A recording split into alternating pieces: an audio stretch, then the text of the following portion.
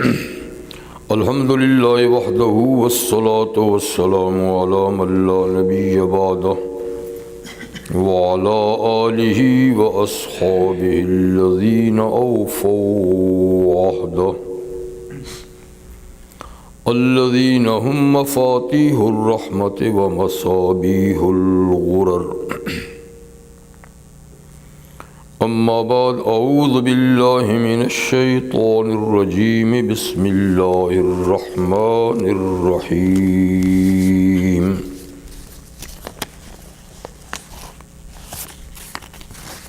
لا تحسبن الذین قتلوا فی سبیل اللہ امواتا بل احیاء عند ربهم یرزقون فرحین بما آتاهم اللہ من فضلہ ویستبشرون بالذین لم یلحقوا بهم من خلفهم اللہ خوف علیہم ولا هم یحزنون یستبشرون بنعمت من اللہ وفضل وان اللہ لا یضیع اجر المؤمنین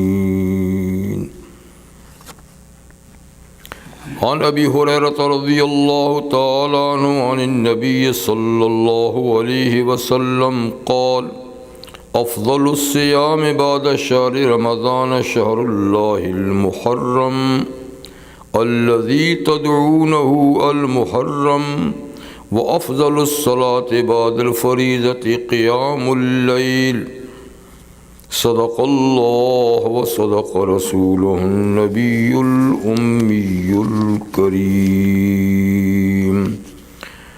ونحن على ذلك لمن الشاہدین والشاکرین والحمد للہ رب العالمین۔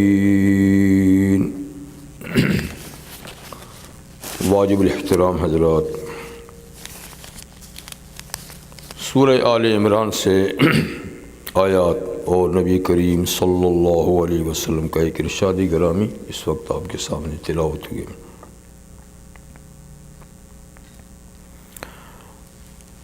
آیہ کریمہ میں فرماتے ہیں ان لوگوں کے بارے میں مت خیال کرو جو اللہ کے رستے میں قتل ہوئے کہ وہ مردہ ہیں، بلکہ وہ زندہ ہیں اور اپنے رب کے ہاں ان کو روزی بھی دی جاتی ہے، کھاتے پیتے ہیں، اور وہ خوش ہیں اس جزا اور بدلے پہ جو اللہ نے ان کو اپنی زندگی مستعار اللہ کے نام پر نچھاور کرنے کے صلے میں عطا فرمائی۔ اپنے فضل سے جو اللہ نے ان کو نعمتیں بخشی ہیں اس پہ وہ خوش ہیں، اور وہ خوشخبری حاصل کرنا چاہتے ہیں یا وہ خوش ہوتے ہیں اور اپنی خوشی ان لوگوں کو بتانا چاہتے ہیں جو ابھی ان سے ملے نہیں، دنیا میں موجود ہیں، تو وہ پیغام مسرت وہاں سے بھیجنا چاہتے ہیں کہ پچھلوں کو جو زندہ ہیں ابھی نہیں آئے، ہمارے بارے میں اطمینان رکھنا چاہیے کہ ہم خوشحال زندگی گزار رہے ہیں، اور ان کو اس بات کی بھی خبر پہنچ جائے تو ہماری طرف سے بہتر ہے کہ وہ بھی اگر اس رستے پہ آ گئے تو ان پر بھی کسی قسم کا خوف اور غم نہیں ہوگا، جیسے ہم پر کوئی خوف اور غم نہیں، ان پہ بھی نہیں ہوگا۔ ان آیات مبارکہ کا نزول جنگ احد کے شہداء اور بیر معونہ کے شہداء کے سلسلے میں ہوا ہے۔ جنگ احد جو ہجرت کے تیسرے سال جبل احد کے دامن میں مشرکین مکہ کے ساتھ لڑی گئی، اس میں 70 صحابہ شہید ہوئے،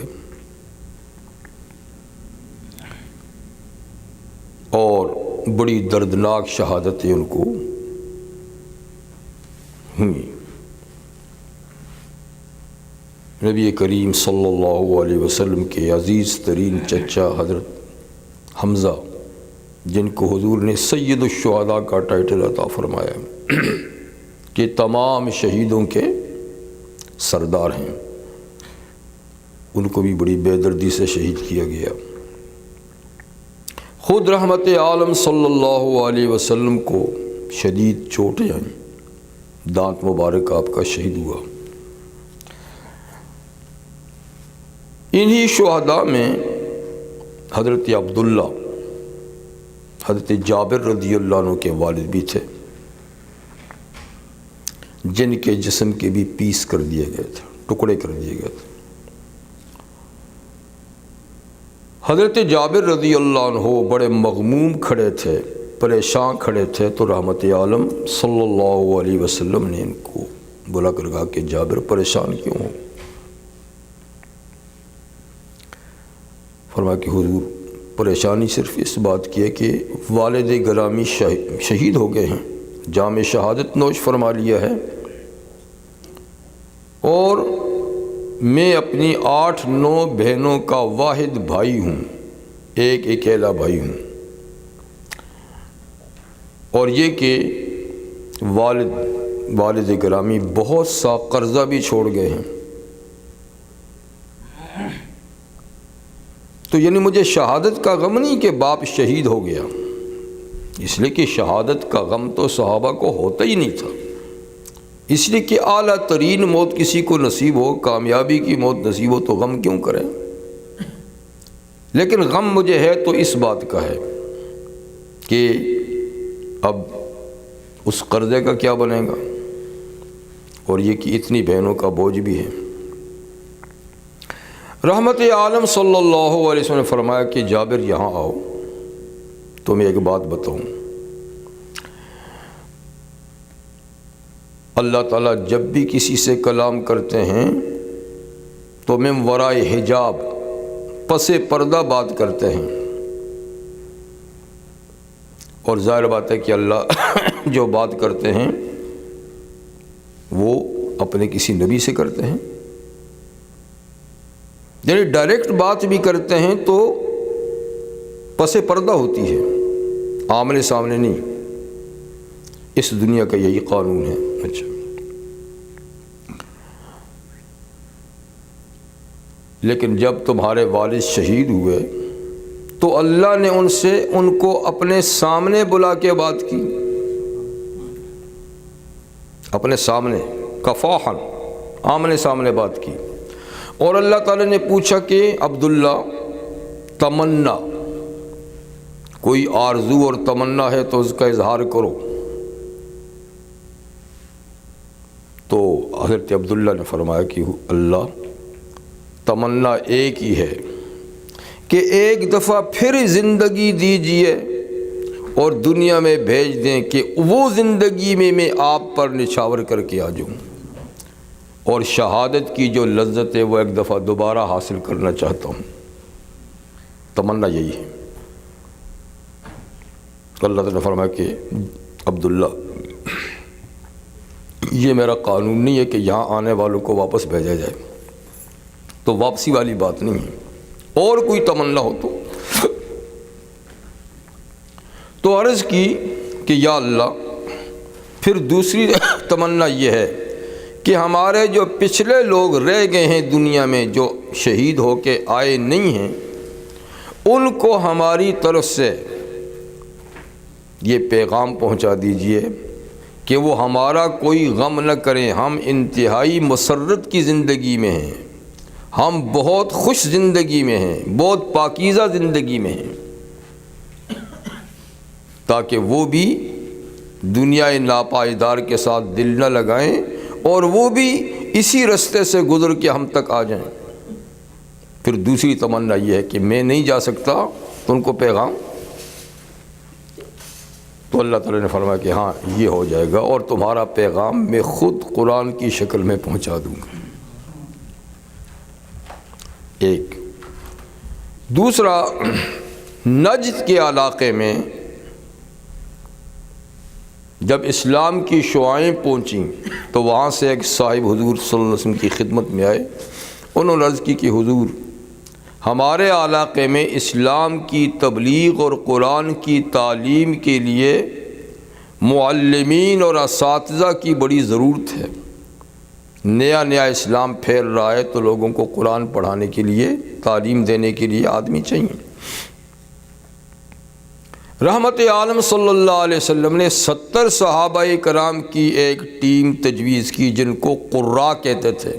قراء اس زمانے میں خالی قرات والوں کو نہیں کہتے تھے، جو عالم بھی ہوتے قاری بھی ہوتے اس کو قاری کہتے تھے.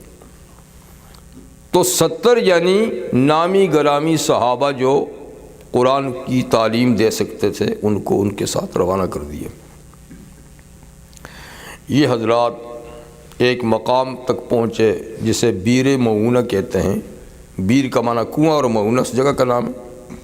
تو معونہ کے کنویں پہ جب پہنچے تو ایک سازش کے تحت ان سب کو شہید کر دیا گیا. تو آگے کچھ لوگ مخالفین اکٹھے تھے، انتظار میں تھے. تو یہ تو کسی دفاعی لحاظ سے نہیں گئے تھے، کسی فوجی مہم پہ تو نہیں تھے، ان کے ہاتھ میں کیا تھا. تو آگے سے لوگوں نے کچھ مخالفین ایسے تیار کیا مسلح. جو یہ حضرات وہاں پہنچے تو انہوں نے حملہ کر کے ان کو شہید کر دیا. 70 کے 70 صحابہ شہید ہو گئے. رحمت عالم صلی اللہ علیہ وسلم کو بڑا دکھ ہوا، شہادت پہ نہیں کہ دھوکے پہ، کہ دیکھو ہم نے کس مشن پہ بھیجا تھا اور انہیں دھوکہ دے کر ان کو شہید کیا. خیر آپ کو وہی سے معلوم ہے کہ وہ لوگ شہید ہو گئے ہیں. اور یہ کہ انہوں نے شہادت کا مرتبہ پانے کے بعد اللہ سے ایک درخواست کی. جب شہید ہو کے اللہ تعالیٰ کے ہاں پہنچے، ان کی روحیں پہنچیں تو انہوں نے درخواست کی کہ یا اللہ، شہادت کے نتیجے میں جو آپ نے ہمیں نوازا ہے، نعمتیں بخشی ہیں، ایک حیات جاویدانی بخشی ہے، پاکیزہ زندگی دی ہے، تو ہمارے پیچھے والے غمزدہ ہوں گے.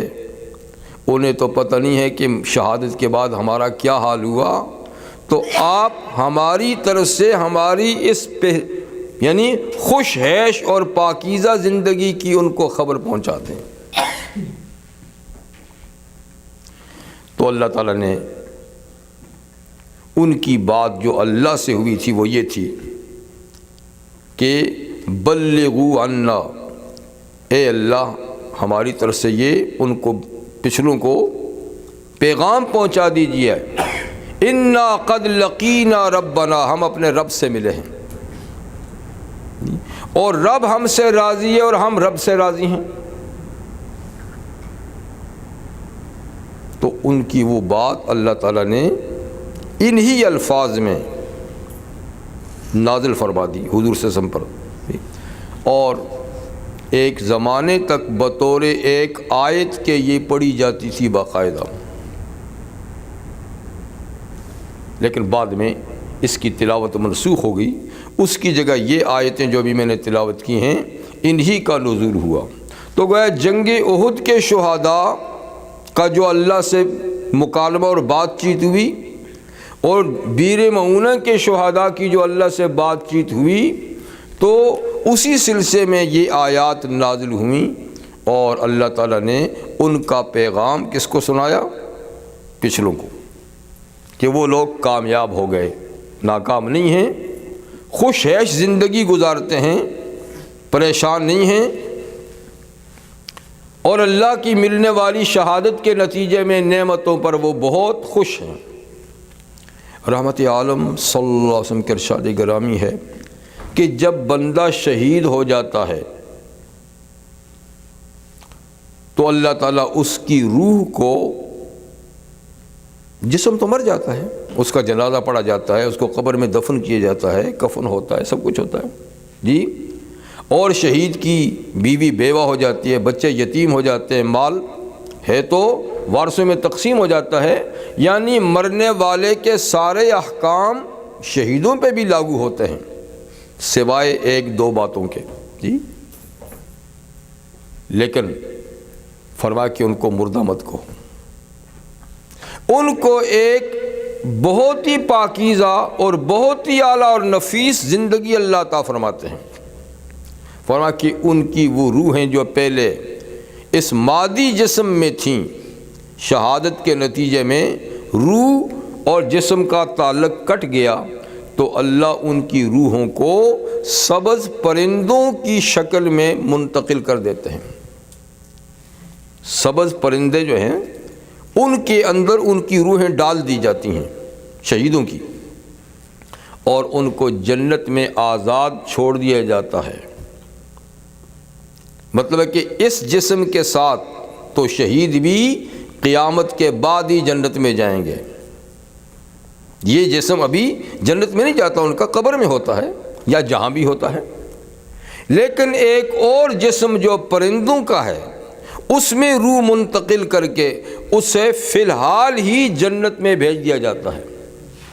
فرمایا کہ وہ جنت کے باغات میں کھاتے پیتے ہیں وہ پرندے جن میں انہی شہیدوں کی روحیں ہوتی ہیں، پانی پیتے ہیں اور لطف اندوز ہوتے ہیں، دن بھر آزادی سے گھومتے ہیں، اور گھوم گھام کے پھر عرش الہی کے نیچے کچھ ایسے قندیل، جیسے کہ یہ بلب لٹک رہے نا، ایسے قندیل ہوتے ہیں، ان میں واپس آ کے آرام کرتے ہیں۔ جب تک آرام کرتے ہیں پھر آزادی کے ساتھ جنت میں چلے جاتے ہیں، پھر واپس ان قندیلوں میں آ کے رک جاتے ہیں۔ تو جب تک قیامت قائم نہیں ہوتی ان کی ارواح کے ساتھ یہی معاملہ ہے کہ وہ جنت میں باقاعدگی سے آتی جاتی ہیں اور عرش الہی کے قندیلوں میں شب بسر کرتی ہیں، رات بسر کرتی ہیں۔ اور پیغمبر کریم علیہ الصلوۃ والسلام کے ارشاد گرامی ہے کہ شہید کا خون کا قطرہ زمین پہ گرنے سے پہلے ہو اللہ کے حقوق معاف ہو جاتے ہیں، اللہ اپنے سارے حق اس کو معاف کر دیتے ہیں۔ اب صرف معاملہ بندوں کے حقوق کا ہے، اس کا سوال ہوگا، وہ الگ بات ہے، لیکن اللہ کے حقوق شہادت سے معاف ہو جاتے ہیں، بشرطے کہ آدمی کو وہ شہادت نصیب ہو، شہادت کی موت نصیب ہو۔ اب یہ کہ شہادت کی موت کیا ہے، تو یہ تو آدمی کی اپنی نیت پر، اپنے عمل پر ہے۔ اگر کسی نے اپنی جان آفرین کے حوالے کی اور اس کے نام کی عظمت کے لیے، اس کے دین کی عظمت کے لیے، امت مسلمہ کی خاطر، ایک اسلامی ملک کو بچانے کی خاطر اگر کوئی شخص اپنی جان قربان کرتا ہے، مومن ہے، اس کا ایمان بھی ٹھیک ہے، اور دشمن اس کو مار دیتا ہے، تو یہ شہید ہے، اس کو شہادت کہتے ہیں۔ انہی شہیدوں کے لیے مقام مرتبہ ہے۔ اور شہادت کا مرتبہ تو اسی کا نام ہے۔ البتہ کبھی ایسا بھی ہوتا ہے کہ بظاہر آدمی لگتا ہے کہ یہ شہید ہو گیا، لیکن اس کا ایمان ٹھیک نہیں تھا، یعنی وہ ظلماً مارا گیا، دشمن نے مارا، لیکن اس کا ایمان ٹھیک نہیں تھا، تو بظاہر ہمیں ایمان کا تو پتہ نہیں، ہم اس کو شہید سمجھیں گے، لیکن در حقیقت وہ شہید نہیں۔ یا وہ لڑ رہا تھا دشمن سے کسی اور غرض سے، اس کی غرض اللہ کی رضا نہیں تھی، جہاد فی سبیل اللہ نہیں تھا، کوئی خاندانی رقابت تھی، کوئی اپنی بہادری کا جوہر دکھانا تھا، یا کچھ بھی تھا، یا قومی تعصب تھا، یا وطنی تعصب تھا، تو اب ہمیں تو نیت کا پتہ نہیں ہے کہ اس کی نیت کیا تھی، ہم تو اس کو شہید سمجھیں گے، لیکن فی الواقع یہ کہ وہ شہید نہیں ہے۔ تو اس لیے کچھ لوگ ایسے ہوتے ہیں جو دنیا کے لحاظ سے بھی شہید، آخرت کے لحاظ سے بھی شہید، کچھ ایسے ہوتے ہیں جو دنیا کے لحاظ سے شہید ہیں مگر آخرت کے لحاظ سے شہید نہیں ہیں، اور کچھ ایسے ہوتے ہیں جو نہ دنیا کے لحاظ سے شہید نہ آخرت کے لحاظ سے شہید.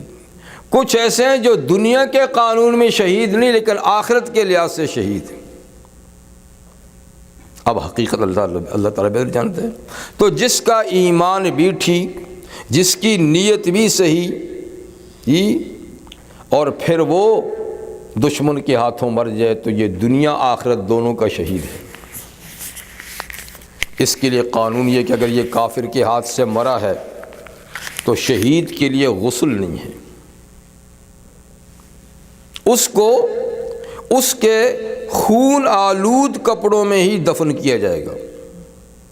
ہاں جو فالتو کپڑے ہیں وہ اتار دیں، کم ہیں کپڑے تو ایک آدھ چادر اور اس پہ اضافہ کر دیں، جی اسلحہ ہے یا اور کوئی سامان ہے جسم سے وہ ہٹا دیں، لیکن جو کرتا شلوار ہے اسی کے اندر خون لگا ہوا اس کو غسل نہیں دینا، اس کو دفن کرنا ہے.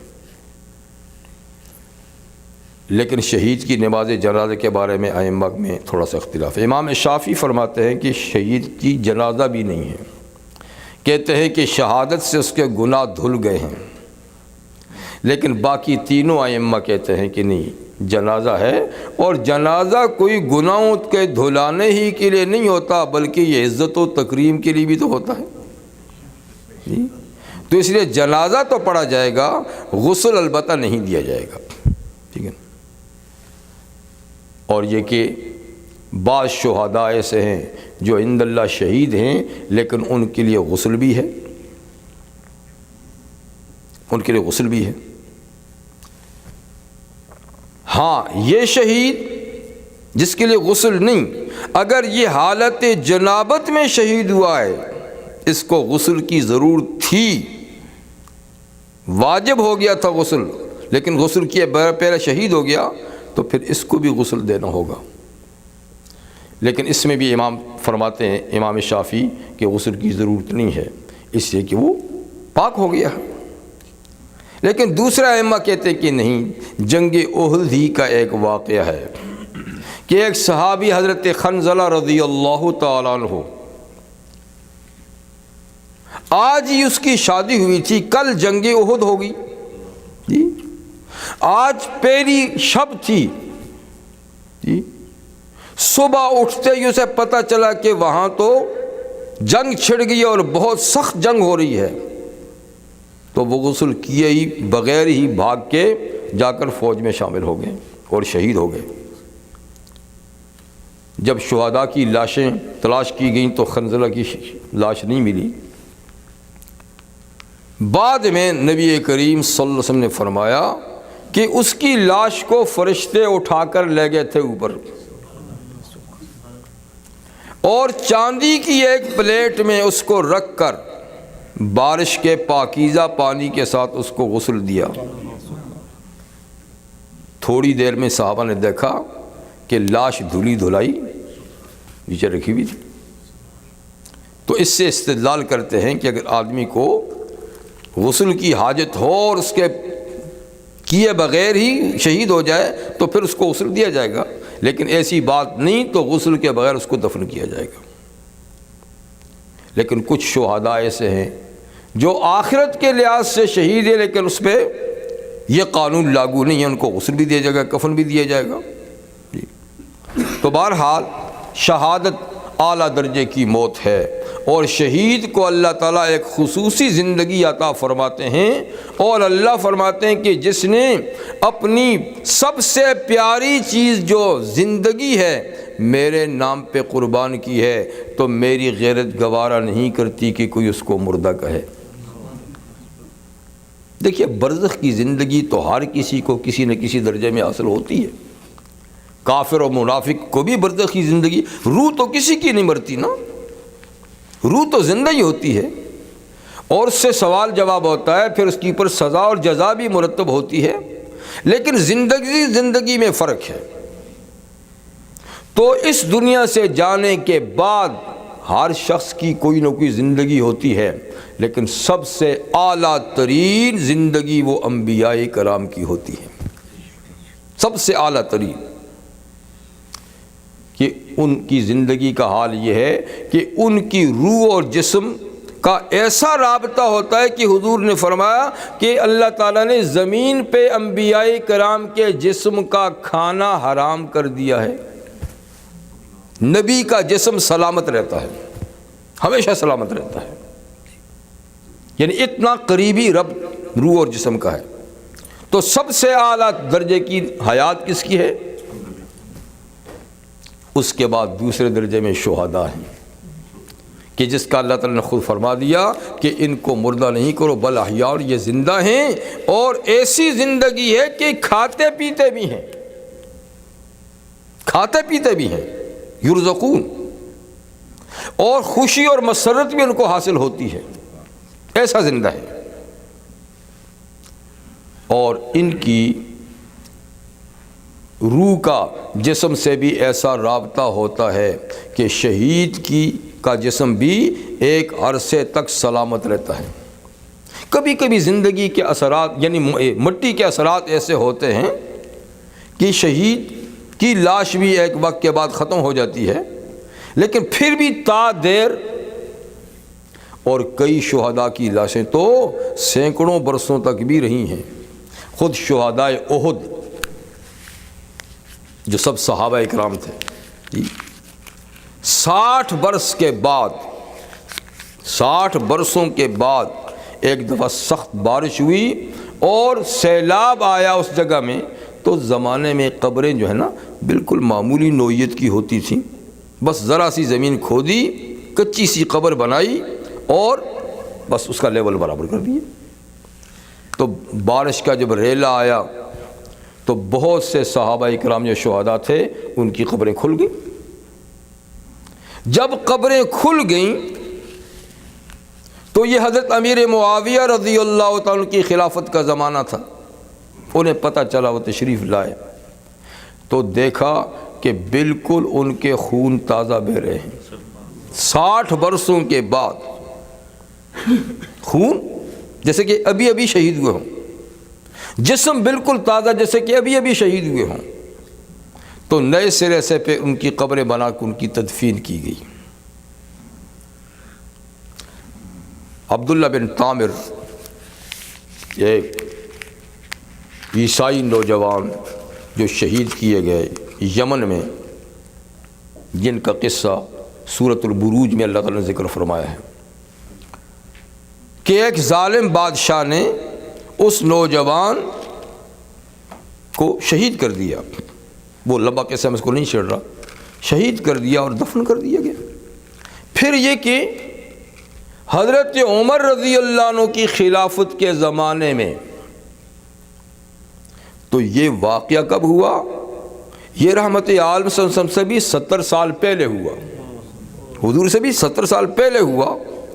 اور پھر حضرت عمر کی خلافت کے اندر جب یمن دارالاسلام میں تھا اور وہاں اسی ایریے کی کہیں کھدائی ہوئی تو اس کی قبر کھل گئی، قبر کھلی تو دیکھا کہ جسم بالکل تازہ ہے، اور ان کی کن پٹی پہ ان کا ہاتھ رکھا ہوا ہے، انگلی رکھی ہوئی ہے۔ جب اس کی انگلی ہٹائی تو خون کا فوارہ نکل گیا، اس لیے کہ تیر یہیں مارا گیا تھا۔ جب تیر مارا گیا تو ایک دم قدرتی طور پہ ان کا ہاتھ لگا اور یہاں پر رک گیا، اسی طرح ان کی تدفین ہوگی۔ تو برسوں بعد جب یعنی صدی کے بعد، صدی سے بھی زیادہ کے بعد انگلی ہٹائی تو فوارہ نکل گیا، اور پھر چھوڑا ہاتھ تو پھر آ کے یہ رک گیا، بند ہو گیا۔ پھر ان کی اطلاع حضرت عمر کو دی گئی کس طرح یہ، انہیں فرمایا کہ یہ عبداللہ بن طامر ہے، شہید ہوا تھا، اور فرمایا کہ 2-3 قبریں رات کو کھود کر کسی ایک قبر میں اس کو دفن کر دو، 2-3 قبریں کھود کر، قبریں بنا کر کسی نامعلوم قبر میں، اس لیے کہ لوگوں کو پتہ چل گیا تو وہ یہاں، ہاں جی، یہ حضرت عمر بہت حساس تھے اس معاملے میں، جی تاکہ ان کی قبر کا پتہ نہ چلے۔ تو مقصد یہ ہے کہ برسوں کے بعد، سینکڑوں سالوں کے بعد بھی بعض شہداء کی قبریں کھلی، ان کے جسم بالکل تازہ تھے۔ تو یہ ان کی روح کا ایک ربط ان کے جسم کے ساتھ بھی اتنا گہرا ہوتا ہے، اور ویسے روح ان کی پرندوں کی شکل میں جنت میں گھومتی پھرتی ہیں آزادی کے ساتھ۔ تو رنج اور راحت تو باقی لوگوں کو بھی قبر میں ہوتے ہیں، لیکن جتنی پاکیزہ اور جتنی حساس زندگی شہداء کی ہے انبیاء کے بعد کسی دوسرے کی نہیں ہوتی۔ اسی لیے اس پاکیزہ زندگی کی جو آل نظر ہوتے ہیں وہ تمنا کرتے ہیں کاش ہمیں یہ موت ملے، کاش جی، تو یہ کوئی رونے کی بات تو نہیں ہے نا کہ کسی کو یہ موت مل جائے شہادت کی، تو یہ ناکامی کی تو نہیں، ناکامی پہ رویا کرتے ہیں، کامیابی پہ تو رویا نہیں کرتے۔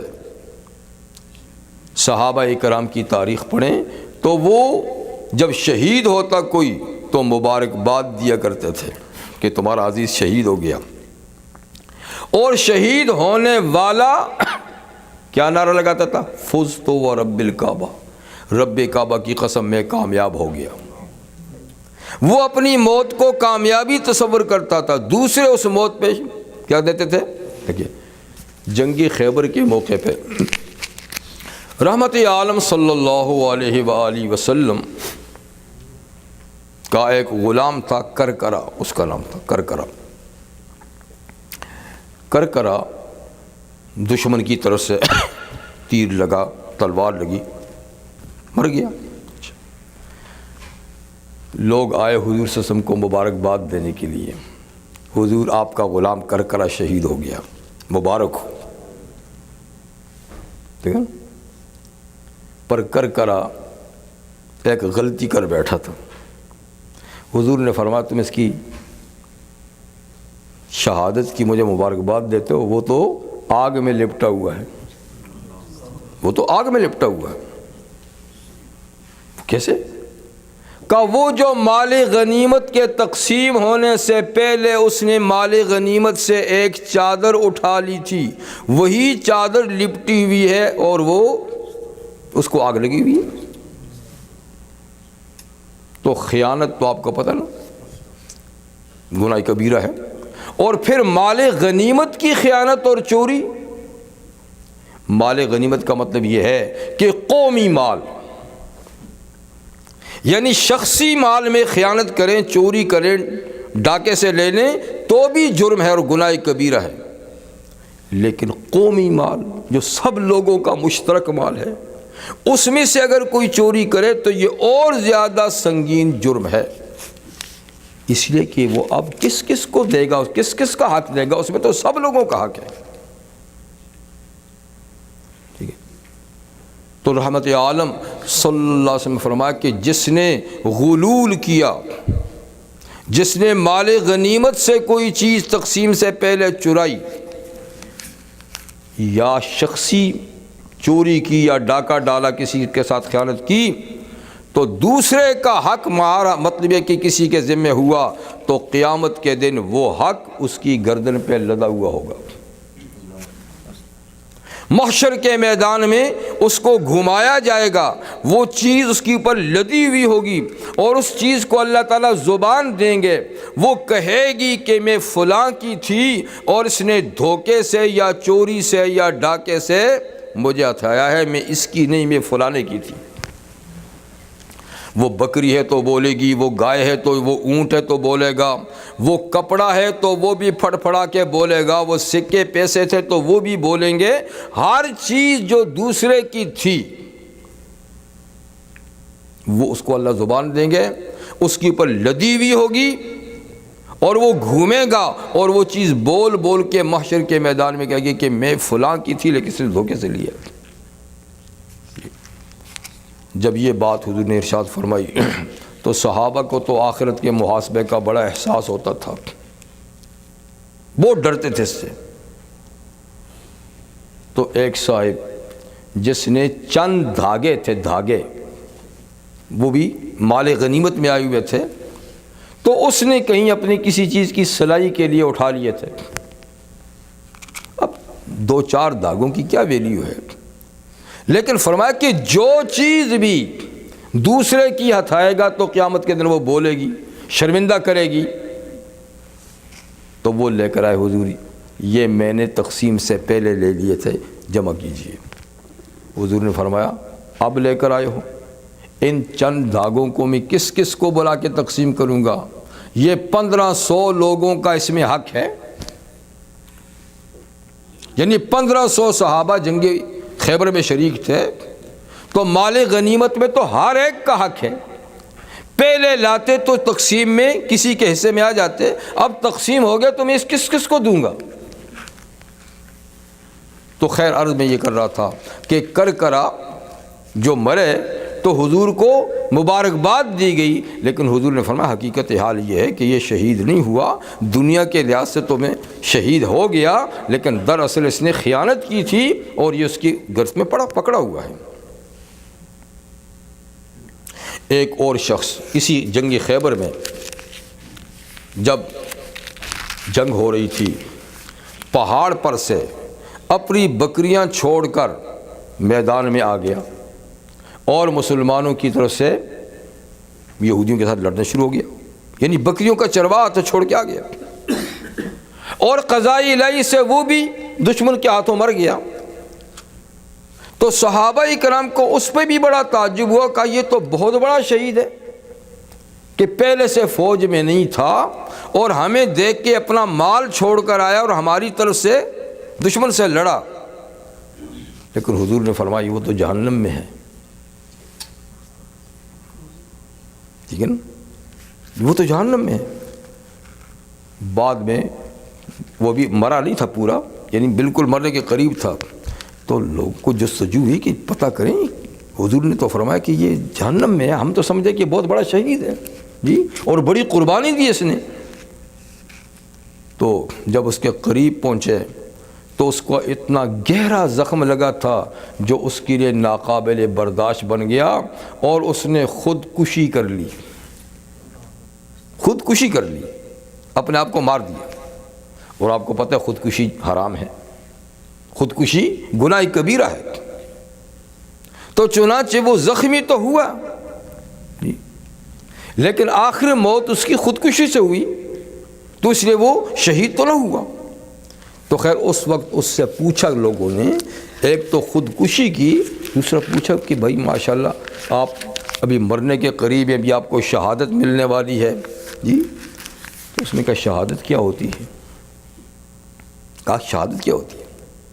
کہا میں تو اس لیے لڑنے کے لیے آیا تھا کہ تم لوگ میری قوم اور میری برادری کے لوگ تھے، تو میں تو برادری اور قوم کی وجہ سے آ کے تمہاری طرف سے لڑا ہوں، مجھے نہ اسلام کا پتہ ہے اور نہ مجھے دین کا پتہ ہے اور نہ میں کیوں اس کی طرف سے لڑا ہوں، میں تو قوم کی طرف سے لڑا ہوں۔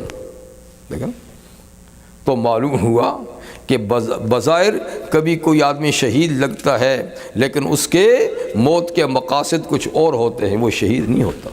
بس شہید وہ ہے جو صرف خدا کی رضا کے لیے جی اپنی جان اللہ کے دین کے لیے نچھاور کرے، امت مسلمہ کے دفاع میں اور ایک اسلامی حکومت کے دفاع میں جو آدمی جان قربان کرے گا شہید تو وہ ہوگا۔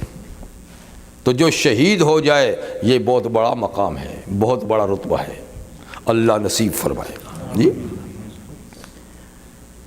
رحمت عالم صلی فرماتے ہیں کہ جو آدمی روزانہ 25 مرتبہ یہ دعا پڑھے،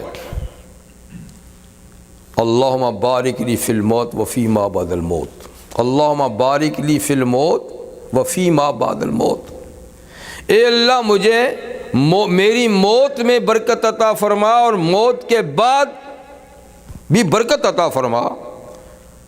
تو فرمائے جو روزانہ 25 دفعہ یہ پڑھ لے اللہ اس کو شہادت کی موت کا ثواب دیتے ہیں، اگرچہ وہ چارپائی پہ مر جائے۔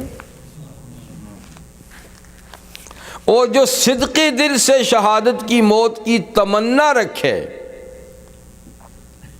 لیکن اللہ کی طرف سے وہ موت مقدر نہیں، تو بھی وہ شہیدوں کی لسٹ میں لکھ دیا جاتا ہے کہ اس کی نیت تو تھی نا، اس کی نیت تو تھی نا، تو اللہ کے فیصلے تو نیت پہ ہو جاتے ہیں۔ تو اس لیے یہ نیت رکھیں، اور شہید جو ہیں ان کی عزت و تکریم یہی ہے کہ ان کے مقام اعلیٰ کو سمجھا جائے اور اس جیسی موت کی تمنا دل میں رکھی جائے، اللہ تعالیٰ سے درخواست کی جائے، مرنا تو آخر ہے نا بھائی، مرنا تو ہے، رہ گا تو کوئی نہیں، چارپائی پہ مرے، ہاسپٹل میں مرے، کہیں بھی مرے جی، ہارٹ اٹیک ہو جائے، جائے گا تو صحیح۔ تو کیوں نہ ایک اعلیٰ اور بہترین موت کی آدمی تمنا کرے کہ جس کے ہوتے ہی ایک ایسی پاکیزہ زندگی کا آغاز ہو جاتا ہے جی کہ جیسی کو پھر زندگی نہیں۔ تو یہ اس لیے میں نے عرض کیا کہ ہماری تاریخ ماشاءاللہ شہداء سے بھری ہوئی ہے، شہداء سے، اور ہمیں فخر ہے کہ بڑی بڑی شخصیات کو اللہ تعالیٰ نے یہ موت عطا فرمائی، جیسے حضرت عثمان غنی، علی مرتضیٰ، حضرت عمر فاروق، حضرت حسین رضی اللہ تعالیٰ عنہ، اور کتنے ہی صحابہ، حضرت حمزہ رضی اللہ تعالیٰ عنہ، اور ان میں میں نے کہا کتنے حضرات ہیں کہ جن کی شہادت کی حضور صلی اللہ علیہ وسلم نے پہلے سے بشارت سنا دی تھی کہ یہ شہید ہوں گے، تو ان کی شہادت میں تو کوئی شک نہیں ہے نا کہ ان کی شہادت بالکل صحیح تھی، جن کو حضور نے زندگی میں شہید کہہ دیا، علی کو کہہ دیا، عثمان کو کہہ دیا، عمر کو کہہ دیا جی، طلحہ کو کہہ دیا، زبیر کو کہہ دیا کہ یہ شہید ہوں گے، اور حضرت حسین رضی اللہ عنہ کو کہہ دیا کہ یہ شہید ہوں گے۔ تو جن کو حضور نے کہہ دیا کہ شہید ہوں گے ان کی شہادت تو پکی پکی ہے دنیا اور آخرت کے لحاظ سے، تو یہ قابل فخر سرمایہ ہے جی، قابل فخر سرمایہ ہے ہمارا۔ دوسری چیز جو میں نے عرض کرنی تھی، میں نے حدیث پڑھی تھی آپ کے سامنے رحمت عالم صلی اللہ علیہ وسلم کی، کہ آپ صلی اللہ علیہ وسلم نے ارشاد فرمایا افضل الصیام، بہترین روزے، بہترین روزے بعد شہر رمضان، رمضان المبارک کے فرض روزوں کے بعد، اس مہینے کے ہیں جس کو تم محرم کہتے ہو، فرمایا کہ اس مہینے کے ہیں جس کو تم محرم کہتے ہو۔ تو مطلب یہ کہ نفلی روزے اگر پورے مہینے کے رکھے جائیں محرم کے تو یہ باقی نفلی روزوں سے افضل ہوں گے، پورے مہینے کے، ادھورے نہیں، تو پھر یہ افضل ہوں گے۔ لیکن اس میں ایک دن ایسا ہے کہ جس کا ایک روزہ ہی عظمت شان رکھتا ہے، اور وہ ہے 10 محرم کا روزہ، یوم عاشورہ۔ عاشور، عشر سے، عشر کا معنی 10، یعنی 10 محرم کا روزہ، ایک روزہ یہ ہزاروں روزوں پر افضل ہے۔ اور اس کے بارے میں نبی کریم صلی اللہ علیہ وسلم فرمایا کہ میں امید رکھتا ہوں اللہ تعالیٰ سے کہ 10 محرم کا روزہ یہ گزشتہ سال کے صغیرہ گناہوں کا کفارہ ہوگا، ایک سال کے چھوٹے گناہوں کا کفارہ ہوگا۔ اب اس روزے سے ایک روزہ ہی زیادہ افضل ہے، وہ 9 ذی الحجہ کا جو پچھلا مہینہ گزر چکا ہے، یوم عرفہ۔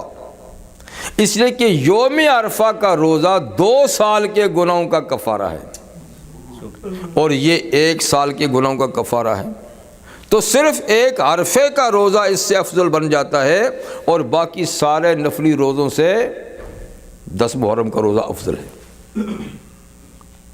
پیغمبر کریم صلی اللہ علیہ وسلم خود بھی اور قریش مکہ مشرک اور کافر ہونے کے باوجود محرم کا روزہ، یہ 10 محرم کا روزہ رکھتے تھے، یعنی یہ ایک ہسٹری ہے اس روزے کی، ایک زمانے دراز سے یہ روزہ امتوں میں جاری و ساری رہا ہے، اور جب تک رمضان المبارک کے روزے فرض نہیں ہوئے اس روزے کی فرضیت تھی باقاعدہ 10 محرم کے روزے کی۔ جب آپ ہجرت کر کے مدینہ منورہ تشریف لائے تو دیکھا یہاں یہودی بھی یہ روزہ رکھتے ہیں۔ آپ نے یہودیوں سے پوچھا کہ تم یہ روزہ کیوں رکھتے ہو؟ جناب اس دن اللہ تعالیٰ نے موسیٰ علیہ السلام اور اس کی قوم کو نجات دی، اور ان کا دشمن فرعون اور اس کی قوم غرقاب ہوئے، ڈوبے۔ تو یہ ہماری قومی نجات کا دن ہے۔ تو حضرت موسیٰ علیہ السلام نے یوم نجات اور یوم تشکر کے طور پہ یہ روزہ رکھا۔ ہم چونکہ ان کی امتی، ہم بھی رکھ رہے ہیں۔ تو معلوم ہوا کہ امت موسوی کے اندر یہ روزہ یوم نجات کے طور پہ منایا رکھا جاتا تھا، اور اللہ تعالیٰ کی اس نعمت کے شکر کے طور پہ رکھا جاتا تھا۔ اس سے یہ بھی معلوم ہوا کہ اللہ کسی کو کسی دن نعمت عطا فرمائے تو اس کے شکر کا ادا کرنے کا بہترین طریقہ روزہ ہے۔ ٹھیک ہے۔ رحمت عالم صلی اللہ علیہ وسلم پیر کا روزہ رکھتے تھے، جی، جمعرات کا بھی رکھتے تھے، اور بھی کئی دنوں کا رکھتے تھے، پیر کا ضرور رکھتے تھے۔ آپ سے پوچھا کہ حضور آپ پیر کے دن کا روزہ پابندی سے رکھتے ہیں؟ فرمایا یوم ولدت فیہ، اس دن میں پیدا ہوا ہوں، تو اللہ نے مجھے اس دن وجود بخشا ہے، تو اس کے شکر میں روزہ رکھتا ہوں۔ تو دیکھیں رحمت عالم صلی اللہ علیہ وسلم اپنی ولادت کے دن روزہ رکھتے تھے۔ معلوم ہوا کہ نعمت ملے تو اس کے شکریہ میں روزہ ہی سب سے ایک بہترین شکریہ ادا کرنے کا طریقہ۔ اور بھی کئی طریقے ہیں لیکن روزہ بھی ایک بہترین طریقہ ہے۔ تو خیر رحمت عالم صلی اللہ نے ارشاد فرمایا کہ پھر ہم موسیٰ علیہ السلام کے زیادہ لائق ہیں تم سے کہ ان کی پیروی کریں۔ تم اگر ان کی پیروی میں روزہ رکھتے ہو تو موسیٰ تو میرا بھائی ہے، میں ان کو ملنے والی نعمت پہ کیوں نہ رکھوں؟ تو فرمایا اے مسلمانوں تم بھی روزہ رکھو اور میں بھی یہ روزہ رکھوں گا۔ تو مکہ میں رمضان سے پہلے تو یہ فرض تھا، اور اب یہ نفل کے طور پہ، یعنی اس کو رکھو، میں بھی رکھتا ہوں تم بھی رکھو۔ اور صحابہ کرام میں یوم عاشور کے روزے کا اس قدر رواج تھا کہ بچوں تک کو بھی روزہ رکھاتے تھے، دودھ پلاتے پینے والے بچوں کو بھی روزہ رکھواتے تھے۔ دوسری حدیث میں پیغمبر کریم علیہ السلام ارشاد فرماتے ہیں کہ یوم عاشورہ 10 محرم، جی، یہ ایسا دن ہے کہ اللہ نے ایک قوم کی اس میں توبہ قبول کی ہے تو دوسری قوم کی بھی اللہ توبہ قبول فرمائیں گے۔ مطلب کہ دوسری قوم اگر توبہ کرے گی تو ایک نے توبہ کی تو اللہ نے قبول کی، تو اسی دن اگر اور بھی توبہ کریں گے تو اللہ قبول فرمائیں گے۔ تو یہاں اس سے مراد ہے آدم علیہ السلام، کہ حضرت آدم علیہ السلام سے جو اجتہادی غلطی خطا ہوئی اور جس کی وجہ سے وہ جنت سے نکالے گئے، جی، جس کی صورت تو غلطی کی تھی، حقیقت میں تو نہیں تھی۔ انبیاء تو معصوم ہوتے ہیں، کوئی گناہ ہوتا ہے جو قصد و ارادے سے کیا جائے، جان بوجھ کے کیا جائے، جو بھول کے ہو جائے تو وہ گناہ نہیں ہوتا۔ اور آدم علیہ السلام سے جو کھایا گیا وہ ممنوع شجر، وہ بھول کے، اللہ تعالیٰ نسی آدم ولم نجد له عزما، ہم نے ان میں قصد و ارادہ نہیں پایا، آدم بس بھول گئے تھے۔ لیکن بڑے آدمی کی بھول بھی معمولی نہیں سمجھی جاتی، تو اس لیے اللہ کی طرف سے عتاب ہوا اور جنت سے نکالا گیا۔ اور کہتے ہیں کہ 300 سال تک گریہ و زاری کرتے رہے اور اپنی اس خطۂ اجتہادی پہ خدا سے معافی مانگتے رہے، اور اللہ ہی سے پوچھا کہ یا اللہ کن لفظوں سے میں استدعا کروں کہ آپ معاف کریں گے؟ تو اللہ تعالیٰ کی طرف سے بتایا گیا ربنا ظلمنا انفسنا وان لم تغفر لنا وترحمنا لنکونن من الخاسرین پڑھا کریں۔ کہتے 300 سال تک پڑھتے رہے، اور پھر جب یوم عاشور تھا تو اس دن ان کی وہ توبہ قبول ہوگی۔ تو اس سے مراد یہ ہے کہ ایک قوم کی توبہ قبول ہوئی، یعنی حضرت آدم علیہ السلام کی کو معافی ملی اس دن، اور تو دوسری قوم اگر اس دن اللہ سے معافی مانگے گی تو اللہ اس کو بھی معاف کر دے گا۔ تو دوسری قوم سے کیا ہے؟ یعنی جو بھی خدا سے معافی مانگے۔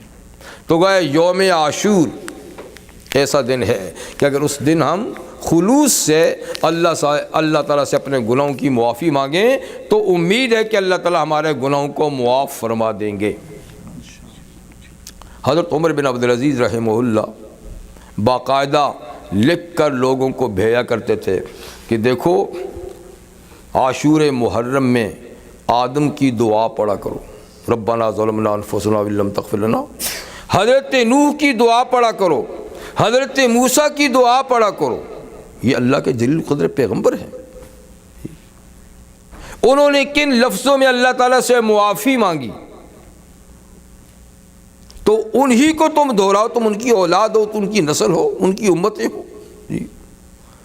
تو بہرحال یہ مقدس مہینہ، یہ سال کا پہلا مہینہ محرم الحرام، اور 4 محترم مہینوں میں سے ایک مہینہ محرم الحرام اب یہ سٹارٹ ہو گیا ماشاءاللہ۔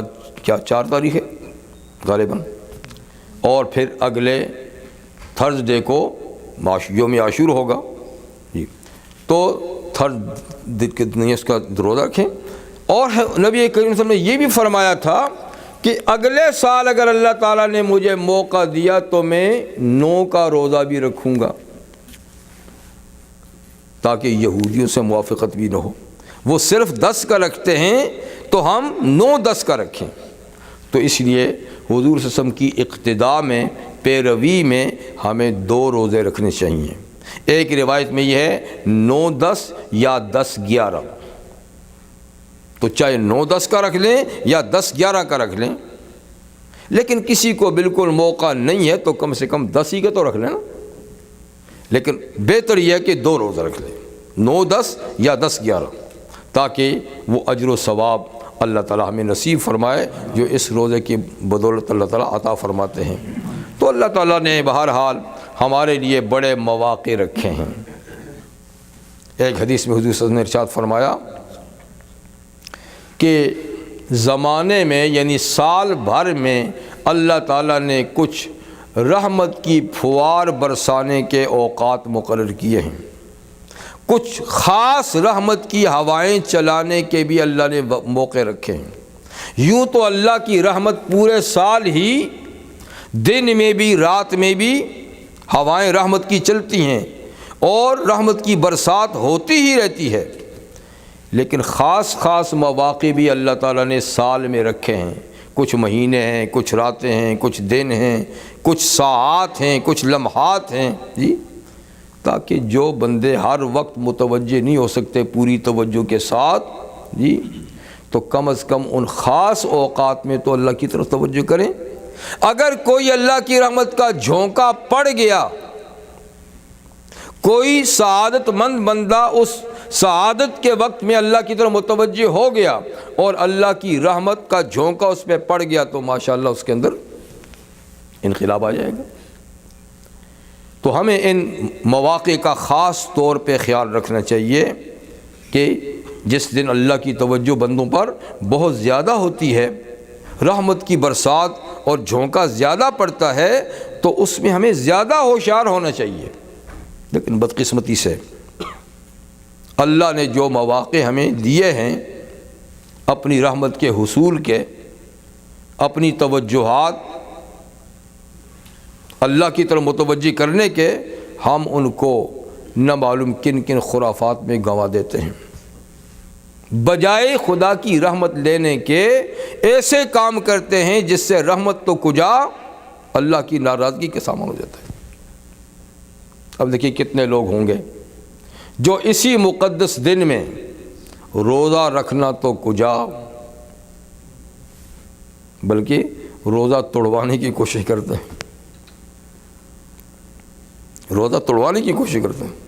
ہاں بھائی، یہ کھاؤ تو یہ پیو تو یہ کرو تو یہ کھچڑا اور یہ شربت اور یہ فلاں اور یہ فلاں۔ جی بھائی، آقا صلی اللہ علیہ وسلم تو روزہ رکھیں اور رکھنے کا کہیں اور ہم اس کا انتظام کریں کہ روزہ نہ رکھیں لوگ، یہ کتنی بدنصیبی کی بات ہے۔ اور آقا صلی اللہ علیہ وسلم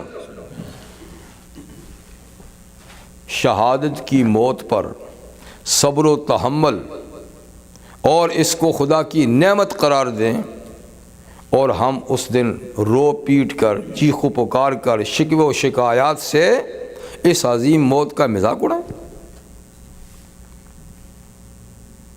تو پھر صبر کہاں گیا؟ تحمل کہاں گیا؟ اللہ کی رضا پھر کہاں گئی؟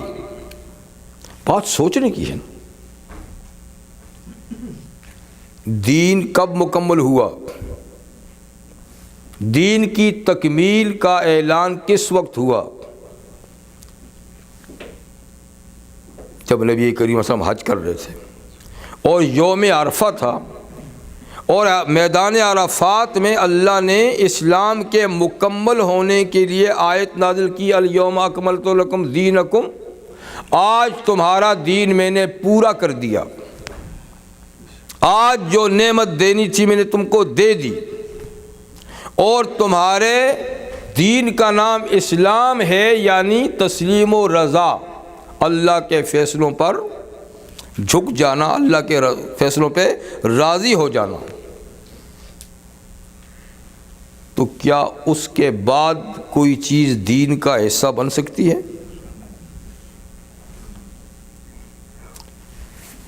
نبی کریم علیہ السلام کے زندگی میں شہادتیں ہوئیں یا نہیں ہوئیں؟ ہوئی نا۔ دیکھیں 70 صحابہ وہاں شہید ہوئے، 14 صحابہ بدر میں شہید ہوئے، اور اس کے بعد تو آپ کا معاملہ شہداء کے ساتھ کیا رہا؟ کیونکہ کوئی ڈھکی چھپی بات ہے کہ سب مسلمانوں کو پتہ ہے، تو وہی معاملہ بعد میں بھی ہونا چاہیے جو حضور صلی اللہ علیہ وسلم نے اپنی زندگی میں کیا۔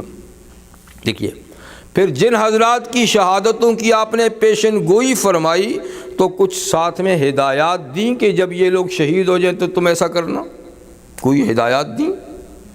نہیں، کچھ نہیں دیا، صرف یہ کہا کہ یہ لوگ شہید ہو جائیں گے بس۔ اگر کچھ ان کے ساتھ معاملہ ہوتا تو حضور کوئی ہدایات تو دیتے نا کہ تم پھر اس کے ساتھ ایسا ایسا معاملہ کرنا۔ تو خود آپ کی حیات طیبہ میں شہادتیں ہوئیں اور آپ نے شہیدوں کی پیشن گوئیاں بھی کی، لیکن کوئی ہدایات آپ نے نہیں دی۔ اور پھر یہ سوچئے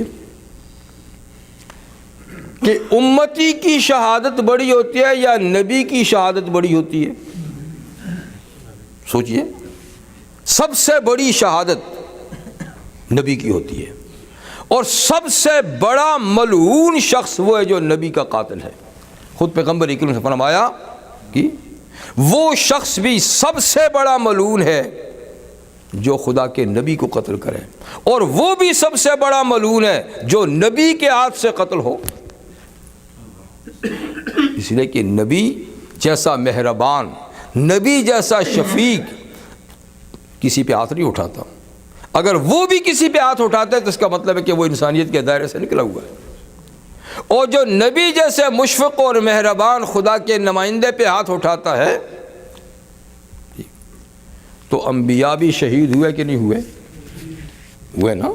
اچھا، امتوں کا ہوئے، حضرت زکریا شہید ہوئے، حضرت یحییٰ شہید ہوئے، اور سینکڑوں نبی شہید ہوئے، سینکڑوں۔